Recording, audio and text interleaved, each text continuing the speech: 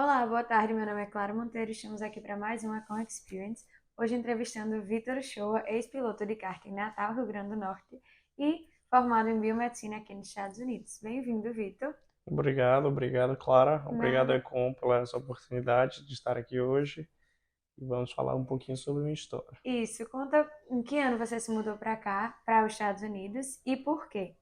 Então, eu e minha família, a gente decidiu se mudar em 2015, há 8 anos atrás, mais pela insegurança que estava acontecendo no Brasil, insegurança sobre diversos fatores, obviamente a violência, a insegurança sobre o fator econômico do Brasil e o fator do futuro do país mesmo. Então, a gente acabou que fez uma decisão para vir para os Estados Unidos, a princípio, para um ano só, minha mãe com visto de estudante, o F1, e a gente como F2, e na mesma hora, eu e minha irmã mais novos entramos na high school, e meu pai ficava indo e vindo para o Brasil, mas rapidamente a gente percebeu que um ano não era suficiente, que aqui era o nosso lugar e é o lugar que a gente quis ficar. E, Vitor, quais foram as principais diferenças que você sentiu entre o sistema educacional no Brasil e a high school aqui? Então, pelo incrível que pareça, assim que eu cheguei na high school, eu achei o ensino um pouco ridículo.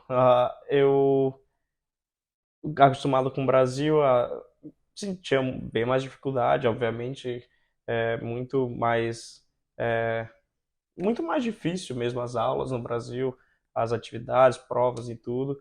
E quando eu cheguei aqui no nono ano, eu estava aprendendo, o professor foi dar nos primeiros dias de aula, mais ou menos, ou até divisão e multiplicação, e eu fiquei, poxa, a gente está no nono ano, estamos praticamente no ensino médio, é o ensino médio dos Estados Unidos, e a pessoa ficar aprendendo mais ou menos, eu achei um pouco, como eu falei mais cedo, um pouco ridículo até. Mas eu fui entender que neste não é bem como eu estava pensando. Isso foi mais no primeiro ano.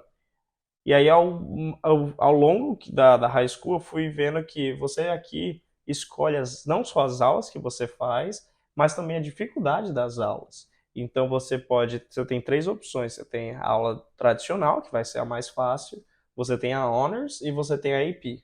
A Honors, ela leva um crédito acima. Aqui nos Estados Unidos tem algo chamado GPA. GPA é o que leva em consideração as suas notas. Aqui as notas baseadas em A, B, C ou D, ou até mesmo F, e no Brasil é de 0 a 10, A é isso. isso. Então aqui é um pouco diferente, e aqui também é por porcentagem, no caso, não é de 0 a 10, é de 0 a 100, e aí 90 a 100 é um A, 80 a 90 um B, e daí em diante. Então, aí o Honors, ela conta mais para esse GPA. Se você tirar um A na Honors, vale mais do que na normal. E se você tirar um A na AP, vale mais do que na Honors e na normal, além de que essa AP ainda vale crédito para a faculdade. Já nessas aulas é muito mais difícil do que a aula tradicional, e aí sim equivale ao ensino do Brasil. E o inglês foi uma dificuldade para você? Foi uma barreira? Com certeza. Eu tive a sorte de aprender inglês desde que eu era pequeno, mas ainda assim, meu inglês eu achava que era suficiente até eu chegar aqui. Assim que eu tive os primeiros dias de aula, eu não estava entendendo quase nada que os professores estavam falando, e foi difícil os primeiros meses, mas depois com essa idade, quando você chega aqui novo, ainda mais, óbvio, se você chegar na elementary school, na middle school, uma criança mais nova, ela vai ter muito mais facilidade em aprender. Quanto mais velho você vem, mais difícil. Mas eu tive a sorte de me envolver sempre com americanos e minha amizade com americanos e buscar aprender o inglês, porque é o que acontece muito, Orlando é uma cidade que contém muitos brasileiros, Brasileiros. e o pessoal quer a facilidade. E o pessoal, poxa, na escola mesmo, a gente tem um programa chamado ESOL. ESOL é um programa para quem tem inglês como uma segunda língua. E aí, nesses programas, a maioria dos alunos são brasileiros e hispanos. Então, Então, eles oferecem esse tipo de suporte para estudantes internacionais. isso, eles oferecem Certo. suporte para ensinar os básicos mesmo do inglês, tipo, aprende dias da semana, números, o verb to be, que é o principal para poder, pelo menos, conseguir falar inglês, os verbos, né? Então, eles oferecem isso, sendo que o problema a maioria dos alunos nesses programas são brasileiros e hispanos, como eu mencionei. e as pessoas acabam que falam mais português do que inglês na escola, entendeu? Então, eu acho que vai muito do aluno e da pessoa. Se ela realmente tem dedicação e ela quer aprender, ela vai aprender muito rápido. Porém, se ela quer o conforto e a facilidade, infelizmente, não vai ser tão fácil para ela aprender. Vitor, em relação à universidade, você mencionou que as notas servem de créditos, correto? Isso. Como é que funciona?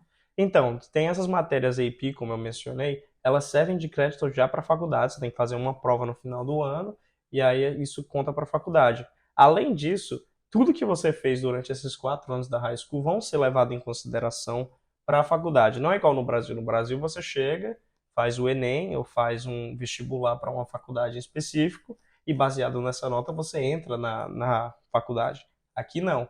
Aqui são baseados nos 4 anos da high school. Isso leva em consideração posição de liderança que você teve na escola, voluntariado, as suas próprias notas, como eu mencionei, que é o GPA, e tem o SAT ou ACT. São duas provas que você pode fazer, que é o equivalente ao Enem no Brasil, sendo que é uma prova mais fácil do que o Enem e só contém poucas matérias. O SAT, que é o tradicional aqui da Flórida, só contém leitura, escrita, sendo que a escrita não é um texto. A escrita é tipo, você botaria uma vírgula, um ponto, ou mais pontuação, e contém também matemática. Isso aqui é uma matemática mais geral, não leva em consideração tipo cálculo, é mais uma geometria, álgebra, é algo mais tranquilo. E aí, quando você leva tudo isso em consideração, você aplica para quantas faculdades você quiser, e você tem que fazer, obviamente, também tem que fazer uns textos, e pega letra de carta de recomendação também com os professores, e você aí, a faculdade decide se você vai ser aceito ou não. E qual o passo a passo que eu preciso se eu quiser ser um estudante de medicina aqui nos Estados Unidos?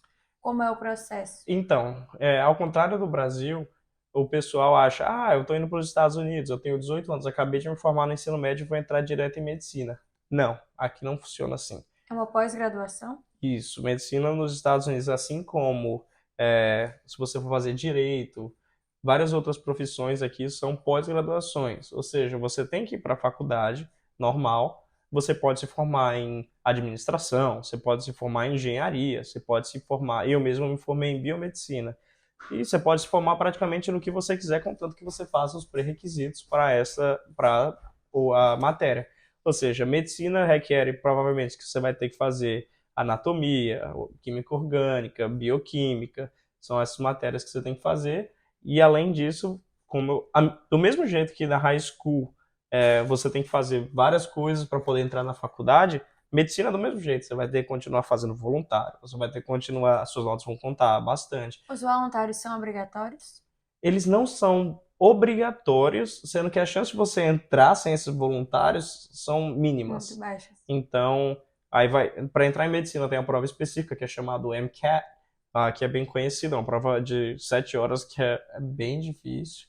E também leva em consideração pesquisa, você tem que estar envolvido com pesquisa na sua faculdade, você tem que ter experiência em hospitais, então é algo que você tem que correr atrás, não é só você estudar para uma prova, fazer a prova e achar que vai entrar. Não.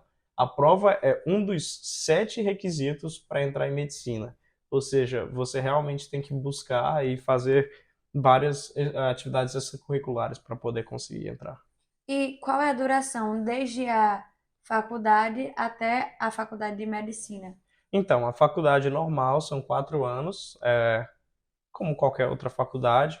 E aí, do momento que você termina a faculdade, você pode até começar a aplicação. Muitos alunos começam a aplicação um ano antes de se formar, porque o processo de aplicação para medicina demora um ano. Então, muita gente aplica no Junior Year. Junior Year é o terceiro ano da faculdade, e aí, como demora um ano para entrar, eles fazem isso. Então, são 4 anos da faculdade normal, que é o undergrad, que é a sua graduação, o bacharelado, e depois mais 4 anos de medicina, e que depois, obviamente, tem que fazer a sua residência. Muito obrigada, Vitor. E para finalizar, qual conselho você daria para alguém que quer fazer medicina nos Estados Unidos e está vindo agora? Então, o meu maior conselho é estude bastante, venha com inglês, se possível, e não pense que vai ser como é aí no Brasil, que as coisas vão ser rápidas, porque aqui não são, aqui vai demorar muito mais. sendo que no final do dia vai compensar o seu esforço. E é isso aí. E o retorno financeiro também, em O dólar, né? retorno financeiro também. Até mais e até a próxima com Experience. Tchau, tchau.